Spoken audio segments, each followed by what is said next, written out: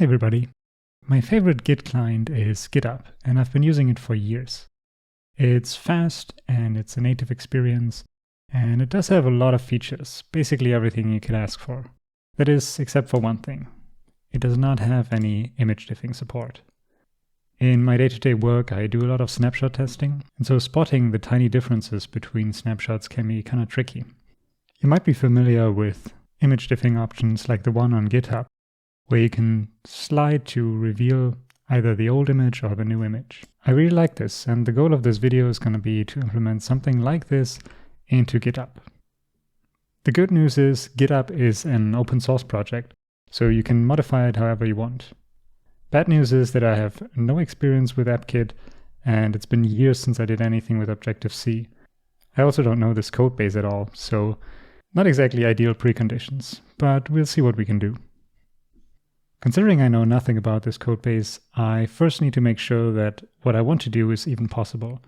And the first step in doing that is figuring out which part of the codebase I even need to modify. If we look at the UI, we can see that these cells on the right here are basically what's responsible for showing the content of a diff. So most likely we'll have to modify something in here. Now, one way to look for something like that would be to just scour the project for code words that you might think are relevant. One option here would be to look for something like diff, but obviously there's a lot going on with the word diff in it in a Git client. A more reliable way is the view hierarchy debugger. I'll just launch that here. And now we can see the whole view hierarchy represented here. What we want to do is look at this particular cell and focus on it. And you can see that it's called the GI binary diff cell view. So that's something we can look for in the code base. So one of the places this is used is in the diff contents view controller. And almost immediately we can see that this is what we're looking for. Right here we create this particular cell view, and we even assign an image to it. Considering that our goal is to show images, this is quite a nice entry point because we can already test if we can find the images that we ultimately want to show, and we get to hook them up to the UI immediately. If we take a moment to look at the image that is already there, we can see that it takes some canonical path from a delta, and then looks at the path extension to figure out what kind of an icon it should show. The most interesting part about this is this canonical path, because it seems to be a path to the file that we're showing. And ideally, we can just load this and show an image based on that. To figure out what this path looks like, I want to set a quick breakpoint and try to trigger this. So if I switch back and forth, we're going to break right here. And now I want to output the delta canonical path. So we can see that this is a path that is relative to the repository. So it's not an absolute file path on our system, but rather relative to the Git repository that we're working on. So before we can use this to show any images, we need to figure out what the path to the repository is and turn this into a full path. After looking through this view controller a bit, I found that we have access to a repository. And that already sounds like something we might want. So if we look at what the repository is able to do, we can find the absolute path for file, which is basically right on the nose. So we pass in the data that we just found, and that gives us a full path. Let's draw that. There's a nice initializer for NSImage, which takes a path and creates a full NSImage from the contents in that path. All right, let's see if this runs. And this is definitely an encouraging sign. So this is actually the image in that folder. I can show you right here. It doesn't quite have the right aspect ratio, but that's because we're reusing the icon image view. If we look at this previous version of it, however, we notice that it's the same image. So it seems like the path isn't sufficient to find the actual revision of the file you're looking at. If we have another look at the delta, we see that there are quite a few different things in here. And one of them is a new file. So maybe we can just take the path in that new file. I should have shown you what it actually has. Let's try that. Again, this looks good, but nothing changed here. So at this point, I started to think that maybe the path isn't what we're looking for. It really seems to be the path that the image existed at the time, not a path to the actual image. Since that didn't work, we maybe should look again at the new file. And immediately the SHA-1 value jumps out at us. Now, if you're unfamiliar, a SHA-1 value is used by Git to basically identify commits and files and all kinds of things. You might have seen one of those very large numbers before, and those are SHA-1 values. But every revision of every file also has one, which means that this is quite promising. However, it's just a long string of numbers and letters that we somehow need to convert into a path that we can actually load in our NS image. Luckily, we have access to the powerful repository, and maybe it has something that we can use for this use case. So I guess we look for SHA-1 here, and we find the export blob with SHA-1. So files are represented as blobs in Git, and this basically means we can export it into something that we can use, into a path. So filling this out, we already know what the SHA-1 value is going to be.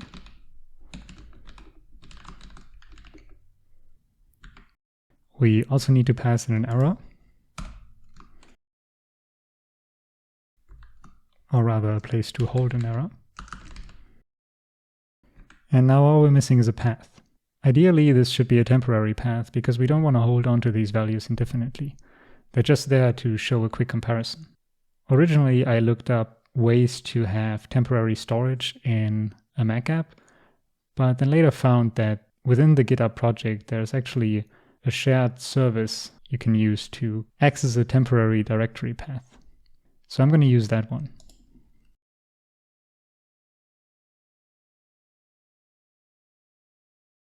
Now, of course, this is only the path to a temporary directory, so we also need to add a name for our file. And the SHA-1 value is already a unique identifier, so it just makes sense to also use it as the file name here. So let's pass this into our export, and then it's already being used to instantiate the NS image.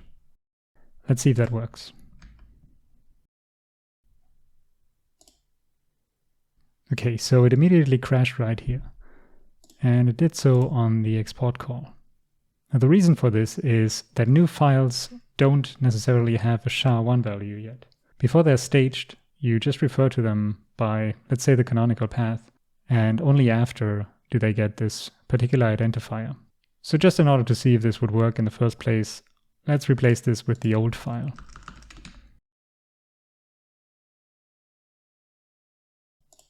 Now we're obviously not showing the fourth version anymore because now we're showing the previous version. But if we go down here, this is also the previous version of that one. So we finally have a way to access a particular revision of a file rather than just the path and the file that is currently in the file system. Considering we are obviously able to display the image and we have a way of accessing certain revisions of an image, that means we have all the prerequisites we need to implement our feature. Now that we know we can do it, the next step is figuring out how it should be done. What that looks like will depend on the code base. Personally, I try to align with what people have already done if I don't have a good reason to change it. Before we look into that though, I quickly want to reset our progress because everything we've done up until here was just exploration. I think it's reasonable to assume that we are going to have to introduce a new kind of cell here, because there's already this binary diff cell view, which usually shows an image, and then obviously the text diff view that does most of the heavy lifting. So let's try to find out how those are set up. We already got kind of familiar with the binary diff cell view, but if we scroll up, we can also see a few others. There's one for submodule, there's one for conflicts, empty data, and then the general text diff. If we scroll up a bit further, we can also see that this is all part of a table view method that is tasked with creating the view for the table. Based on my knowledge of UIKit, I would expect that there are more of these, particularly one that is responsible for figuring out how big a cell should be. So let's try to find something like that. And right here we hit on height of row, which is exactly what I was looking for. The structure looks pretty similar to the method we just looked at. And again, we see that there's something for the regular text diff, there's something for an empty cell, conflicts, and so on. Most of these have static heights, these are all constants. But the text diff does have a dynamic height. Since we're going to render an image, and the image could be quite big, we probably also want a dynamic height. In a perfect world, we would render the image at full resolution, so we need to be able to tell the table view how much room we need. If we go back to the previous method, we can see that for the text diff view, we're actually creating a GI text diff cell view. Since we just learned that it's auto-sizing and seems to fit our use case pretty well, we probably want to stick pretty close to how this is implemented. So I'm going to look for it in the project. It obviously shows up in the file that we were just in, but it also shows up in this zip file. This is an interface builder file, which allows you to create UIs in this very graphical format. So instead of doing it programmatically, you can just drag around little components and try to design it that way. The one we were looking for, the GI text diff cell view, is right at the top here. You can see that it's empty because it's actually just a container for the view that is actually displaying the text, but we'll get to that later. For now, we just want to add a new type of cell. And since we decided to take this as our inspiration, we're just going to copy it. That increases the size of this view, so I'm just going to make it a little bit bigger. And you can see that we now have two GI text diff cell views up here. But we want one of them to be more image focused. Now this class doesn't exist yet, but we can take care of that later. We also need to give it an identifier so the table view can actually create one for us when we ask for it. I'm just going to call it image. And luckily that's all we need to do in this interface builder. I don't really love these, so I'm happy to get out of here. We just used the name of a class that doesn't exist yet. So again, we need to check out how this is defined and create our own version of it. Okay, so it needs an interface, similar to this one.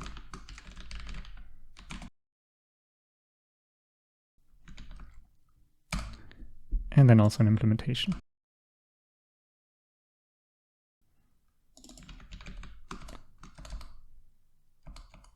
Going back to where we just were, we now obviously want to create it in some cases. So let's create a new path here. And unfortunately, right now, we don't really know how to identify whether we are dealing with an image. You can see for the text, it's looking at the diff view in the data, but nothing like that exists yet. So for now, let's just call it true and just do it whenever it's not a text. In that case, we just want to instantiate it and return it.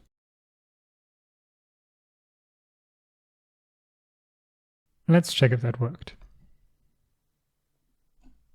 Of course, I'm missing a semicolon, and I'm still getting an issue here. Oh, and I missed adding cell here, so now it should be fine. All right, nothing changed here, but we can just have a look at the view hierarchy debugger again and see if it actually contains the cell that we expect it to.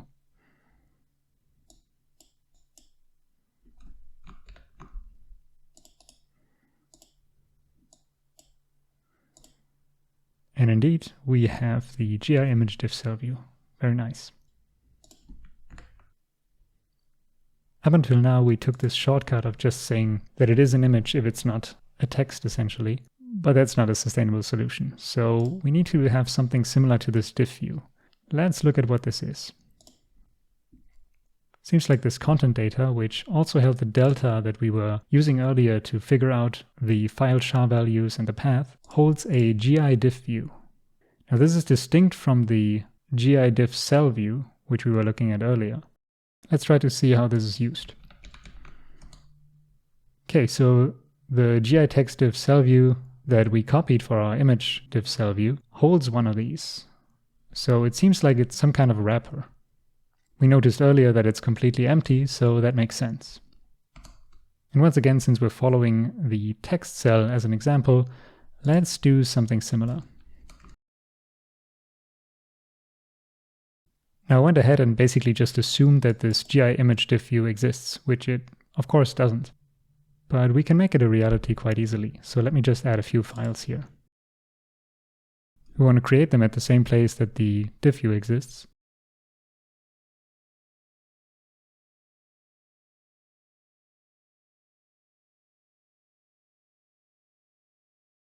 And one thing that confused me the first time around is that the target membership of the header file has to be public for it to be seen properly.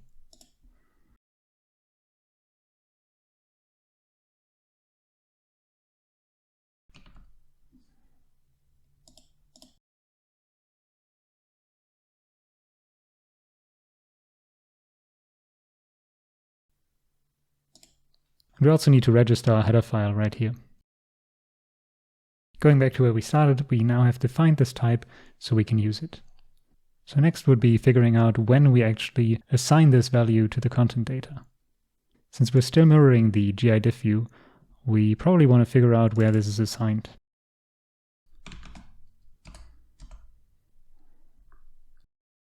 Right here we can see that it's first created and then also assigned to the data.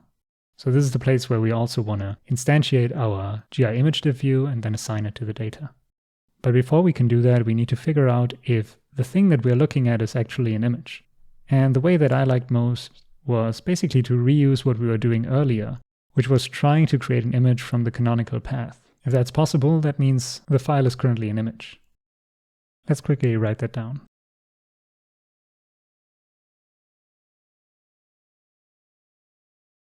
So as mentioned, this is basically the same thing we were doing before, only now we're checking that it's not nil.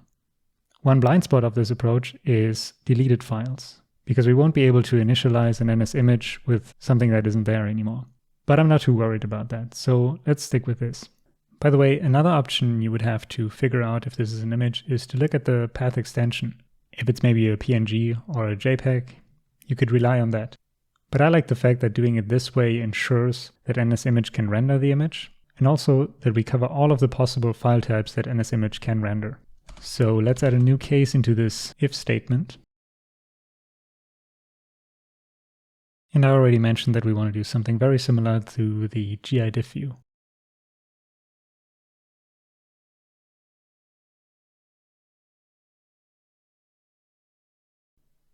Right now we're not assigning any delegate or setting any data on our image diff view, but we can worry about that later.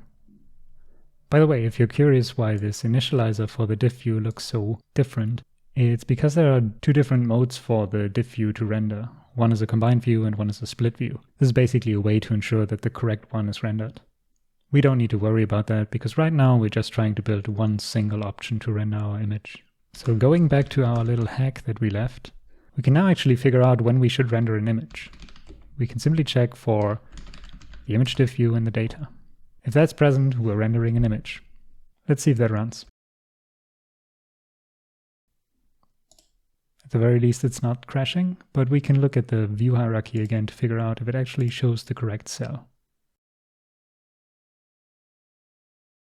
And yep, there it is, our image diff cell view. So I assume this is working. Another thing that we touched on earlier was the height calculation. It was also referring to the diff view, so we couldn't do anything about it at the time, but now that we have our image diff view, we probably can. So let's try to find that again. Here we go. We can see that it checks for the regular text diff view, and we can just add another case for our image diff view. Since we wanted to be able to dynamically ask for a certain height, we're going to do something very similar to the text diff view once again.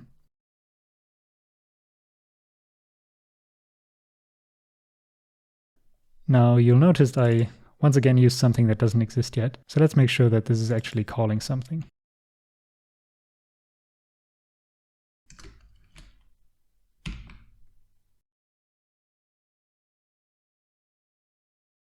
For now, I'll return a somewhat arbitrary value just so we have enough space to render an image into it later on. Let's see if this works. And we can see that there's a scroll bar here, which should indicate that there's quite a big cell in here. So that's good. So far we've created our cell and we've created the view that should be in the cell, but we haven't actually hooked them up yet. So far the cell does not contain a view. Let's take care of that now. If you recall, the text diff cell view had a property that held the diff view, so we want to have something similar.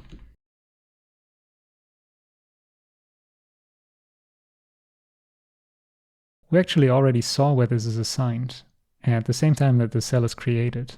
So we also want to do it here. If we look at these first two calls, they are there to make sure that the cell that we just created doesn't already contain a diff view, and also that the diff view in the data doesn't already have a cell. If that happens, we messed up somewhere. So let's add similar checks in here. The next line is basically setting the frame so that the view that is in the cell actually has the same size as the cell itself. And then some auto-resizing masks. Now we get to the critical part. This is where the image diff view is actually assigned to the image diff cell view. Alright, now the two are connected. But I already mentioned that they shouldn't stay connected forever. So let's figure out when the text diff cell and its view are torn apart again. And it appears to happen when the cell is removed from the table view, which makes sense. Again, we want to do something very similar here.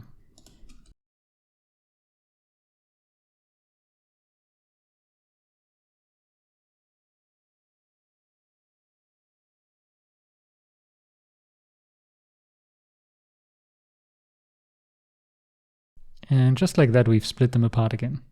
Now we can run that and see if it actually is contained. Once again, the actual application isn't much help, but we can look at the view hierarchy debugger.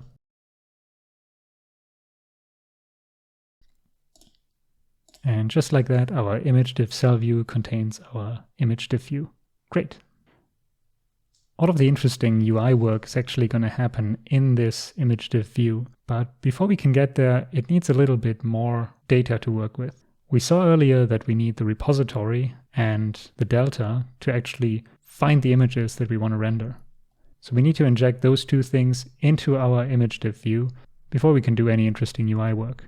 I'm just quickly going to do that now.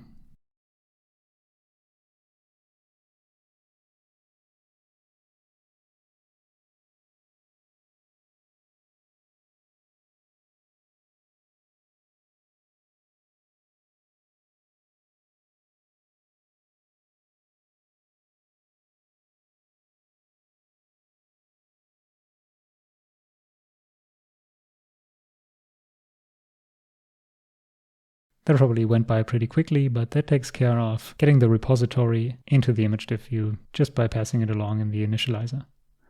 The next thing is the delta.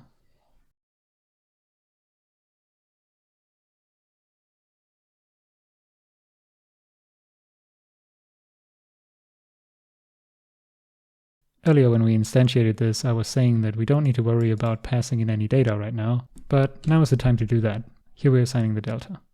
With those two taken care of, we can really settle into our image diff view. Considering we want to show images in here, it seems reasonable that we start with an NSImage view as the basis for all of this.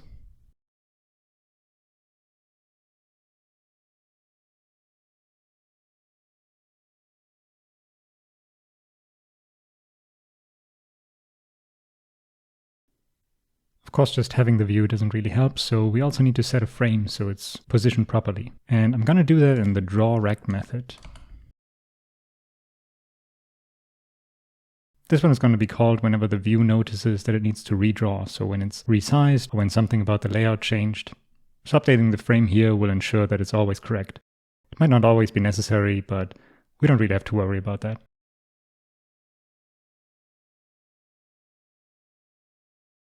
I'm already extracting this into a method because I know that there are going to be more frames in the future, but it might seem a little weird right now with only one line in there. Let's try to compile this, and I seem to have forgotten something. Okay. So in the view hierarchy debugger, we should now be able to see that there is an NSImage view within our cell. And that's exactly what's shown here. Great. Obviously, we want to put something into that image view, so let's tackle that next. We're already setting the delta, which we know we need to render an image, and it also makes for a good point at which to update the image, because at that point the input data changes and could mean that the image was changed. I'm going to do this by overwriting the setter for the delta property, so that whenever this is changed, we automatically do the image update. First, we need to assign the delta that is passed into the internally stored property.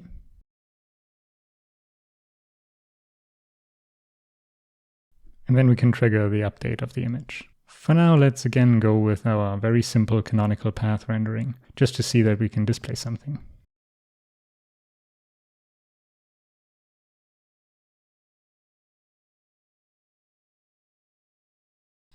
Let's try to run that.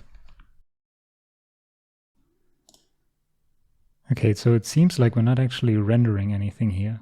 And that points to some bug that we had earlier.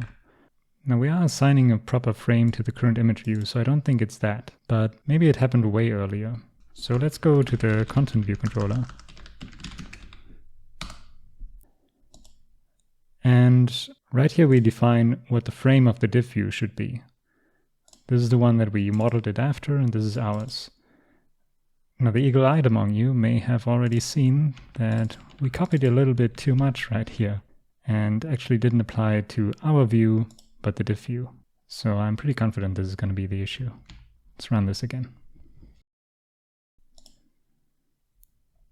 Okay, so now we're rendering this at the full width, and at least we can see something. So things seem to be going okay. One small improvement we can already make is to avoid unnecessary updates. So creating these NSImage views is maybe a little bit costly, so let's try to avoid it if we can. Now we only run this code if the delta actually changed, which is the only case in which the image could have changed. Now of course our image update is still the very simple and mostly incorrect one, where we take the canonical path. Now we learned earlier that we should be relying on the SHA-1 value in most cases. So let's make this a little bit more sophisticated.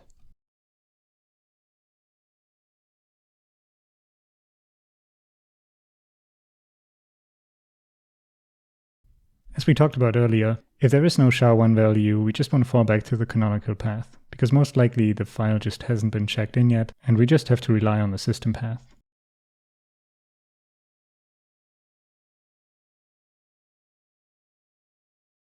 You may remember this one from earlier. It's basically our way of getting a temporary file path so that we don't keep these files around forever. Now last time we skipped the extension, but let's include it this time.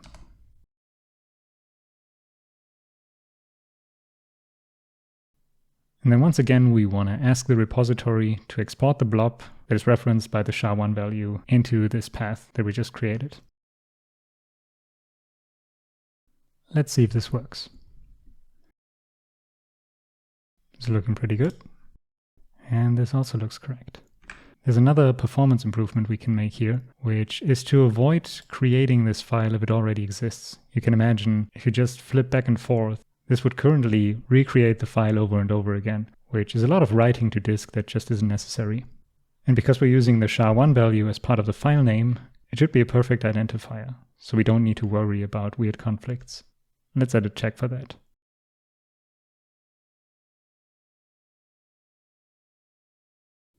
Now we have the file manager check whether there's already a file for this path, and only if that's not the case, we want to export it. And that still seems to work. So far, this hasn't gotten us much further than what we had by modifying the binary view. We still are only showing this one image. So the next step should be to add a comparison image to our view.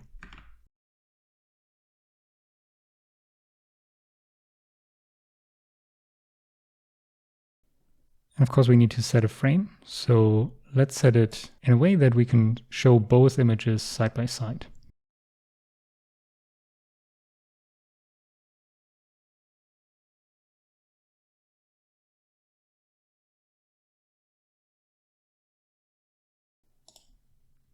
So what this does is just assign one of the images to the top of the view and the other one to the bottom.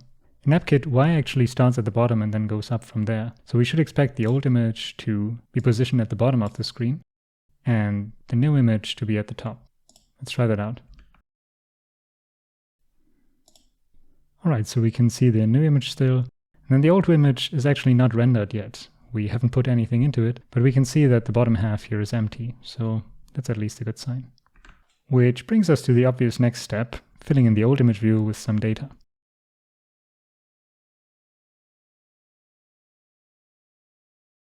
This one is going to be remarkably similar to the current image update, but instead of having a fallback path that is the canonical path, this one should just be hidden if we don't have a SHA value for it.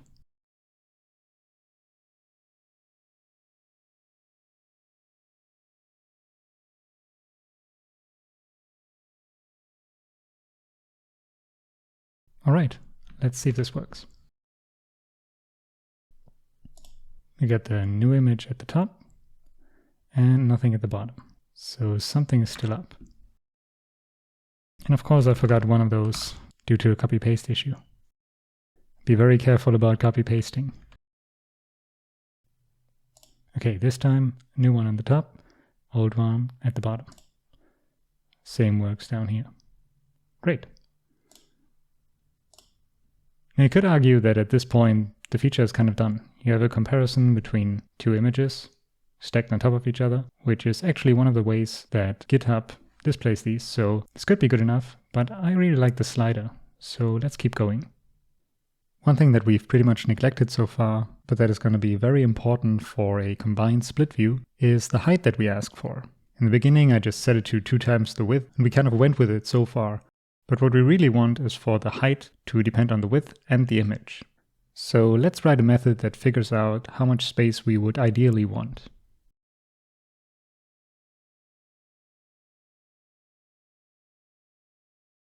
So the maximum width that we could ever span to is the width that is passed in from the table view. But actually I want to add some borders.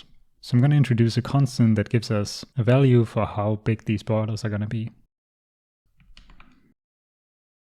And then I want to subtract these borders from the maximum width. Next I want to figure out how big the image should be ideally, so a 1-to-1 scaling. Because we never really want to go beyond 1-to-1 scaling, because then we just pixelate the image unnecessarily. Since we're combining the old and the new image, we need to figure out what their maximum dimensions are. I'm going to add a method for that. Here we're basically just taking the maximum height of the current image and the old image so that we get the overall maximum height. Let's do the same for width. Then we just return that. I extracted this into a function because we're going to need it later, but for now we actually want to dissect it again because we need the individual values.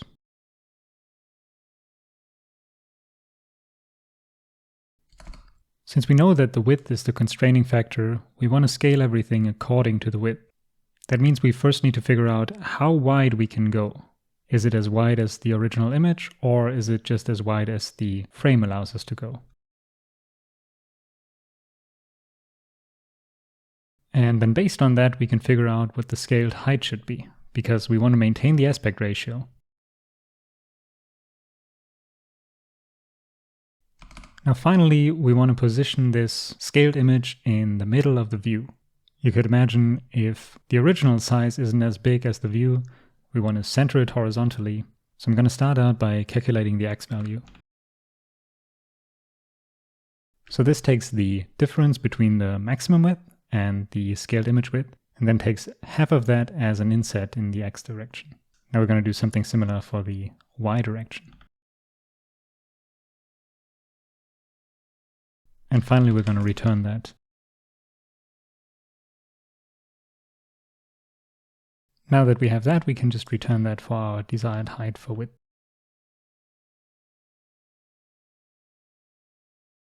But again, because this is just the size of the image, we need to add the borders back in. For now, we can also use this as the frame for our two image views.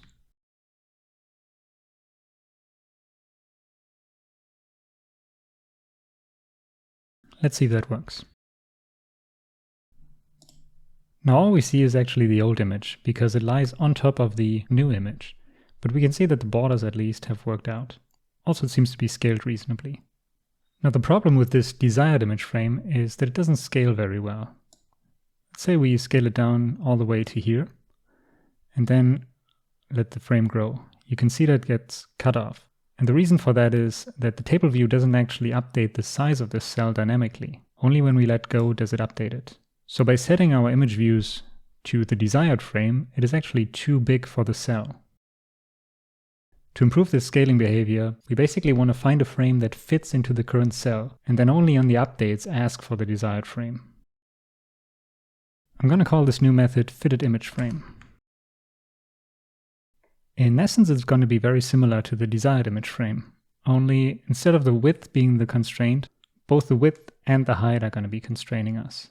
So while before we could take the scaled width as our yardstick for how big we can go, now we need to figure out the scaled width and the scaled height and then take the minimum. So if we're more constrained in height than in width, we want to go smaller than we otherwise would. That makes this a little bit more complicated, but it's still not too bad. To save myself some typing, I'm just going to copy this over. Hopefully you can see the similarities so far. We have a max content width, just like we did before, but now we have a max content height as well. And we still have our original image width and image height. And so now our scaled image height is not actually reliant on the scaled image width, but on its own original image height and the max content height. Now based on this, we can calculate the scaling factor for width and height.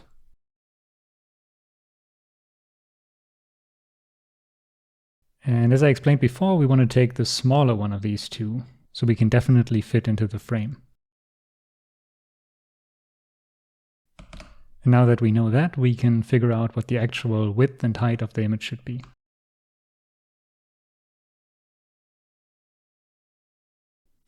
And similar to what we were doing before, we want to center this in the frame, and that's about it.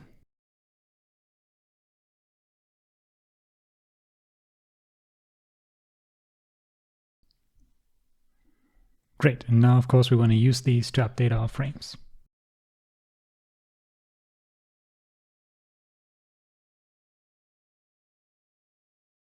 Let's see if that solved our problem. So we make it small, that already looked pretty good, and then we make it big. And now you can see, because the cell doesn't automatically scale, we maintain the size of the actual image, but it doesn't look broken. And then when we let go, it can update. There's a bit of a jump, but I can't figure out how to get rid of that. Anyway, I think this looks pretty good. One thing we can also do is hide the old image view if there is no old image present, because that's not always going to be the case. I'm going to do that right now.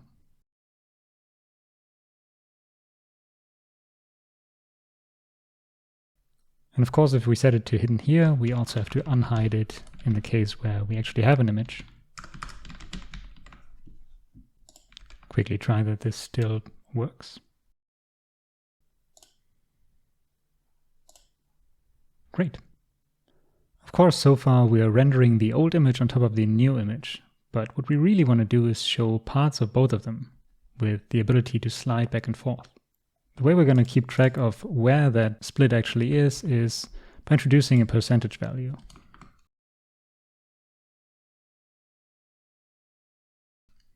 And we're going to set it to 0.5 to start out. I basically want to make sure that when you first see the images, they are split right in the middle and you know that there is a diff. I also want to do that every time the delta is updated, because that means we're getting new data.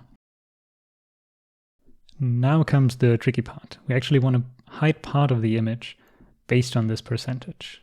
Now I should note that I actually went for a different solution first, and then the one that I ended up on later. And I want to talk a bit about that first solution. So this drawRect method can actually be used to literally draw in the view. And one thing you can draw in views is images. So let's say we have one of these images. This is the current image, of course. We have this method draw in rect from rect. And what it allows you to do is specify a piece of the original image that you want to draw to a certain place, either in the view or actually in a different image. Now that perfectly fits our use case where we want to draw a part of the image that is bound by a rectangle to the view. And as I mentioned, I went quite far with this approach. But then I noticed that the activity monitor was showing insane levels of usage. Just moving around the slider was eating up about 96% of an M1 CPU core, which seemed insane. Now at the time I wanted a reference for how fast it should be, and I figured I would just look at the preview program that comes with macOS and see how much that eats. Now OBS is taking up a lot of processing here, but we hopefully will still be able to see something.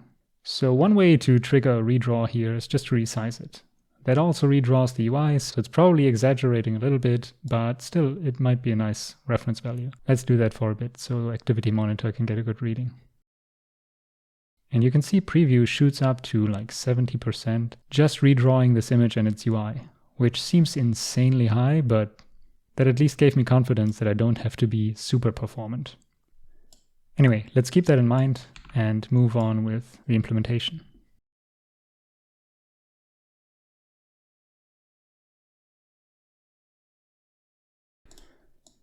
So instead of this draw call, I actually went with layer masks.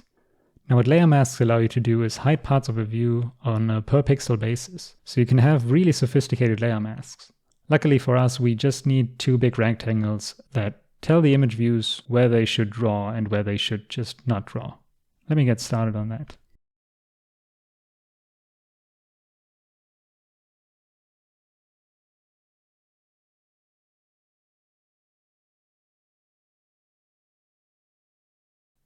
Because mask layers work based on their alpha value, we need to make sure that the background is completely black and has an alpha of 1.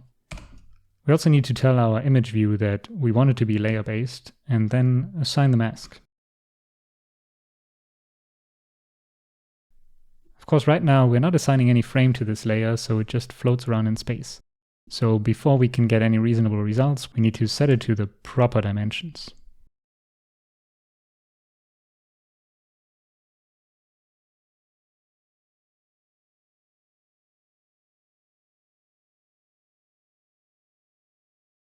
You might be surprised to see the 0 values here, but because this is a sublayer of the old image view, we actually need to define it in terms of the relative position in the old image view. And we want to align it to the origin and then have it be as wide as the percentage tells us, which is encoded into this divider offset. Let's see how that looks. All right, so far so good. We are rendering half of the old and half of the new image. Of course, having it static like that isn't very helpful. We want to be able to move this, and right now that's not possible. And I guess that brings us to another tangent. Originally, I was looking at the GitHub implementation, and if you recall, it has these little slider hooks here. So my mind was on sliders, and I basically imagined something like a long slider underneath the image, and then having some knob that you can move around to basically define where you want to have the split. And I actually implemented that, and apart from some annoyances due to how AppKit handles sliders, it also turned out to be not very good. It was really annoying to have to scroll down to the slider and move it, and just hitting the little knob is so cumbersome. What I noticed at the time was that I actually wanted to click on the image and I wanted to move it around. Curiously, that's not how it works on GitHub. Nothing happens here. Anyway, I basically decided to go with the clicking on the image or dragging it around as the input method because that seemed way nicer. The way you do that is with gesture recognizers. So let me add one right now.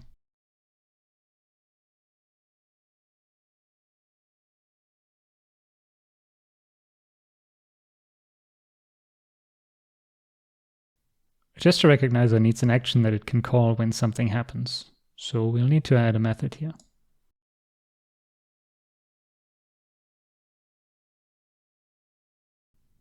And when this is called, we basically want to convert the point on the screen that has been touched to a percentage. Now in our case, we have the fitted image that we're interested in. Everything outside of that doesn't really count towards the percentage.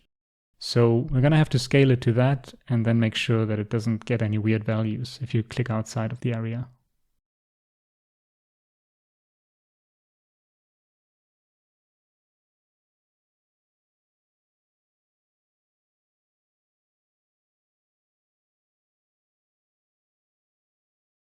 All right, so as I mentioned, we're basically moving it into the space of the fitted image frame, and then later we have to make sure that it isn't below 0 or above 1. Nothing fancy going on. Let's put that into the gesture recognizer.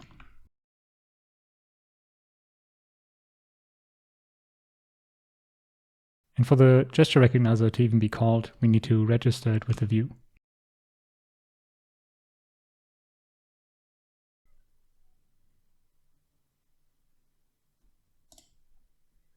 So if I pan around here, nothing actually happens.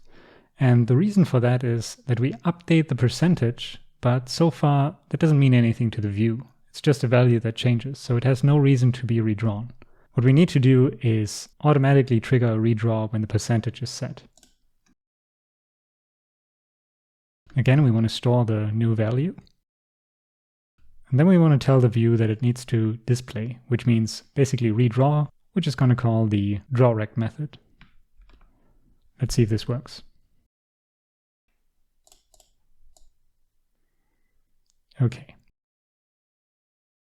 We can now notice two things. The first one is that this is very slow. It takes forever to catch up with my mouse pointer. The other one is that if I click somewhere, this doesn't actually work. I actually have to drag. Let's fix the clicking problem first. All we have to do that is add a click gesture recognizer to go along with our pan gesture recognizer. I'm going to quickly do that.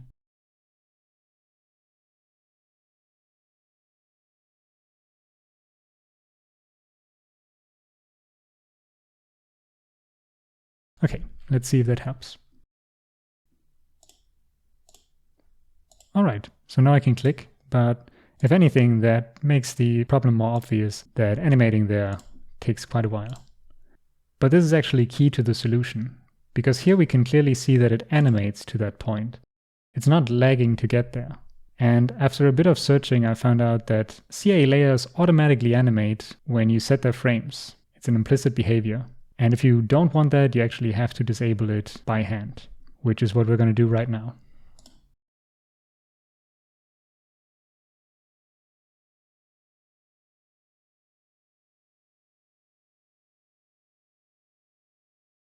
I got the solution of Stack Overflow, and I didn't exactly investigate how this works, but work it does. Clicking is instant, and even moving it is very fast. One problem that isn't actually apparent with this example is that if there is a transparency in the old version of the image, it currently shines through with the new image, because we're drawing the old image on top of the new image, and only the old image has a mask layer. So we're going to need to fix that. Luckily, all it takes is adding another mask layer to the new image view and setting that to be the opposite, essentially. Let me show you.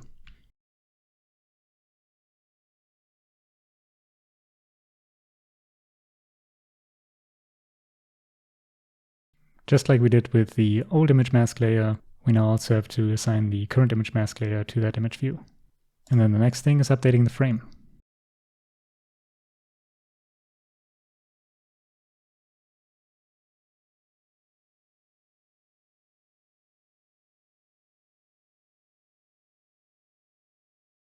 And as mentioned, this is basically just the inverse. We are starting out at the divider offset, and then we have a width that is basically the inverse of the percentage. So we cover the rest of the image. Let's see if that still works. So there appears to be an issue. Let's see if we can find it. And of course, it's a copy-paste error, basically. So we were using the old image mask on our current image, making it invisible. But this should be better.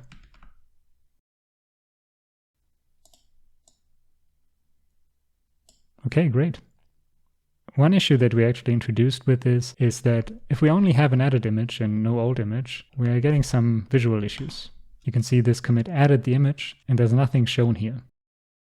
So in the case where we don't have an old image, we just want to span the new image over the entire view.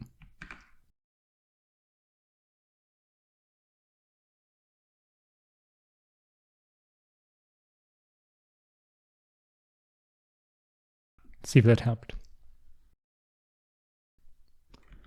Going back to that commit and now we can see it. Perfect. One thing that still kind of bothers me about this is the handling of transparency. You can see the white shines through here, but it's not entirely clear that this is not part of the image. A lot of image editing programs or image preview programs handle this by having a checkerboard. I think I want to do something similar here. The way we can do that is by adding another layer and then adding a pattern to it. So I'll get started on that.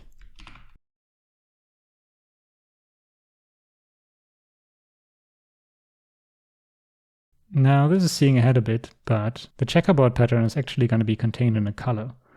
So I want to start that here. All right, now to create that layer. First up, we want to tell this view that it actually should be layer-based because we're going to assign a sublayer to it. Everything so far has been dealing with the image views, which are their own views, but this is actually dealing with the actual GI image diff view.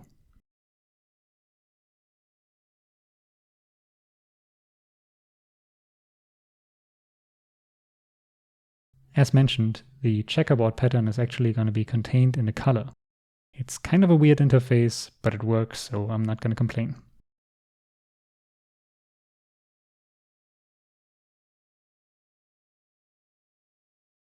I got kind of lucky with this image asset because it already existed for some other feature. I can also show it to you. So there you are, the background pattern, both in light and dark mode. We'll get to those later. For now, we still need to wrap this in a color.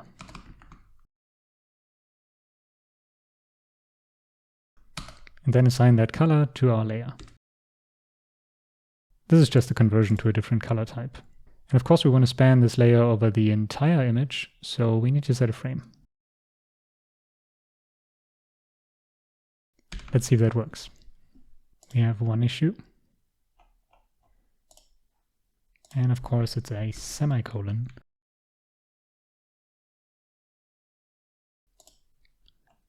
So now we have this nice little transparency indicator down there. One thing this doesn't do is update with dark mode. I was alluding to that earlier. Let's try it out and see what it looks like.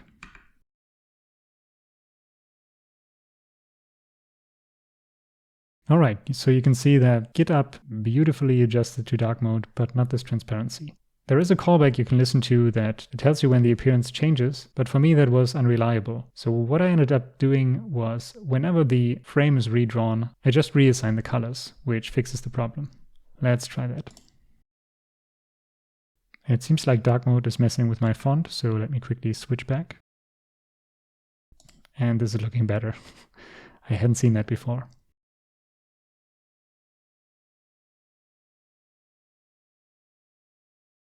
Interestingly, I don't actually have to recreate the color every time dark mode switches. I just have to reassign it. Seems to be enough. So we'll run that again. We see the transparency, and now let's switch to dark mode. And it adjusts. Looks great. Doesn't burn your eyes quite as much. Anyway, while this is working great, I am still missing a few things that GitHub has. If we take a look, it has these nice borders that indicate what part of the image is being deleted and what part is being added by red and green. And then also there's this dividing line, which really helps for places where there's not an obvious color shift. Say in this V, it goes from black to black, so if something subtle changed in here, you basically couldn't see it. So I want to add these two elements as well. Let's start with the borders. The way I'm going to do it is by adding basically two new layers and then positioning them behind the image and also behind the transparency view so that only the borders show up. I'll quickly get that done.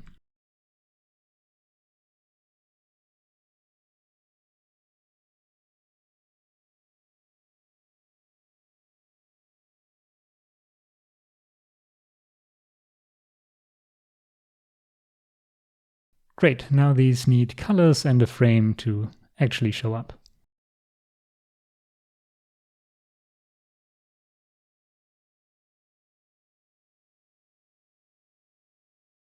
I'm also reassigning these on every redraw because otherwise you run into the same dark mode issues as with the transparency checkerboard layer.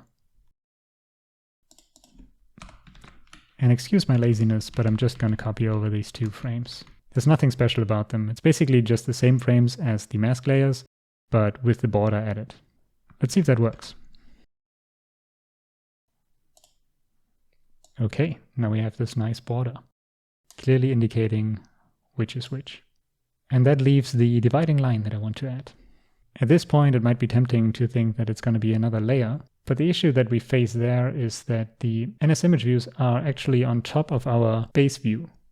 And the base view contains these layers, so the divider would be hidden by the image views. An easy way to fix that is to make the divider also a view which sits on top of the image views, and then you don't have any of these issues. So I'm actually going to make it an NS view and not a CA layer.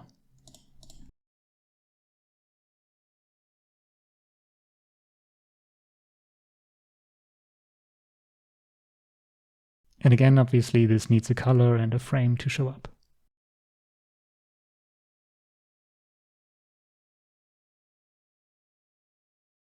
Another quick copy-paste, but essentially this is just moving the divider into the middle and then offsetting it slightly to take into account the divider width. And of course, I'm now noticing that I haven't added this yet.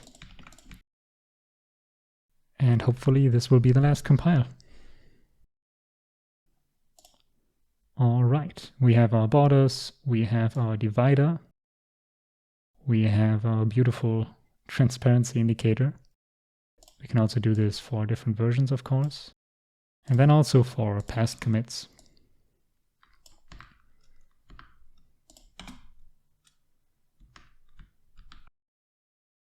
Great, so at this point, everything is working the way I was hoping it would. You may have noticed that I didn't do a single commit during all of this.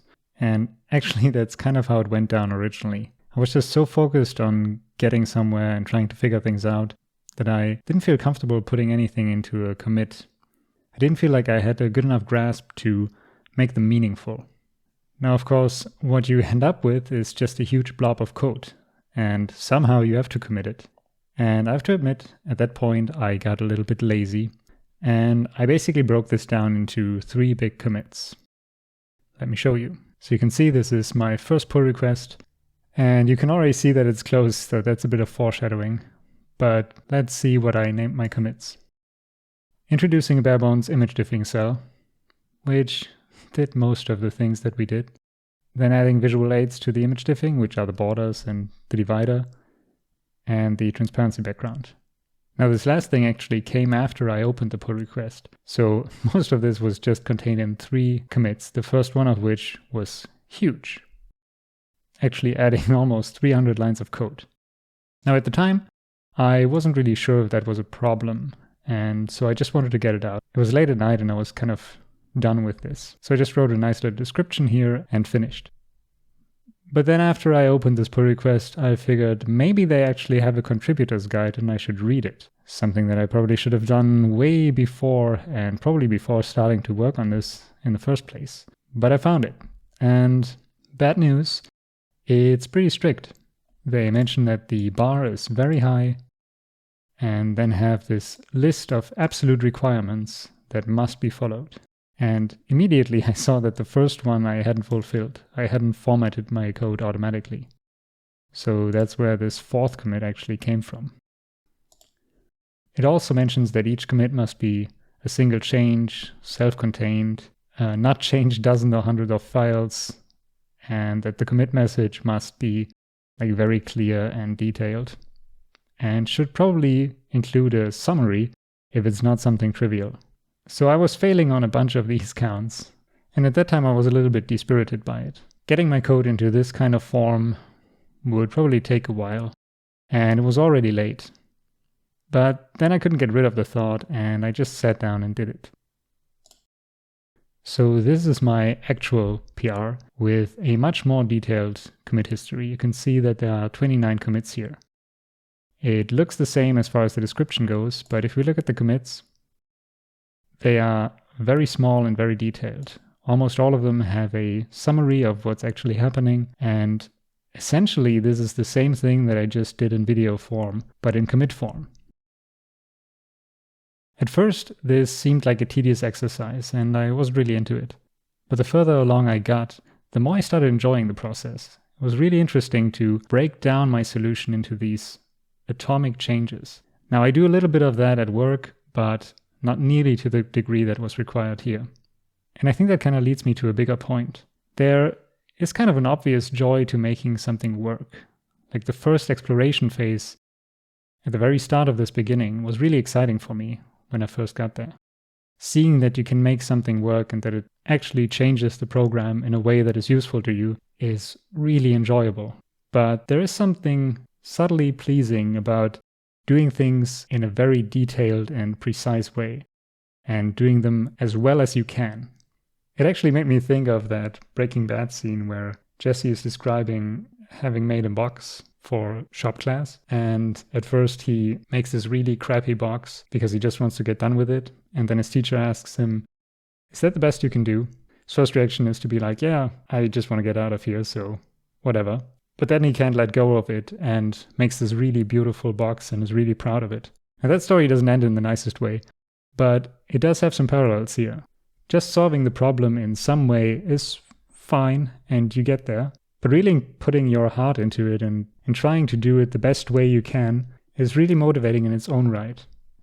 Anyway, this new pull request is still in dev review, so we'll see if and when it gets merged and then ultimately released.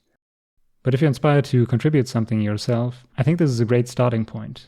Now you know basically how image diffing works in GitUp, so maybe you could add a different view that shows them side by side or computes the difference between the two images and shows that. There's also the onion view on GitHub that allows you to slowly fade between the two. All of those could be really interesting to do. Also, if you saw me make any mistakes, now's the time to fix them. I'm hoping to make more of these, so if you have an open source project that you think is missing a feature, or you're looking for a little tool that just doesn't exist, or there is no open source version of it, leave it as a suggestion in the comments and I may get to it. Ideally, it would be something in the Swift or Objective-C world, because I'm somewhat familiar with that. But if the idea is really good, I'm also willing to dive into a different programming language or ecosystem. Well, that about sums it up. So thank you for watching, and I'll see you next time.